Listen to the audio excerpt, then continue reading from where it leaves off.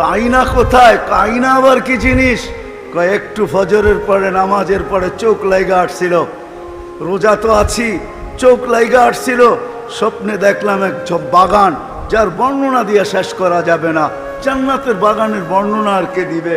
ওটার ভিতরে ঝর্ণা, এমন মেয়েরা পানি ভরতে আসছে যাদের রূপের বর্ণনা দেওয়া যায় না। আমি যখন কাছে গেছি সবাই চিৎকার দিয়ে উঠছে, আইনার জামাই আসছে। ভাবলাম এদের ভিতর থেকে কেউ হবে। যখন আরো কাছে গেলাম, বললো আমরা কোথায়?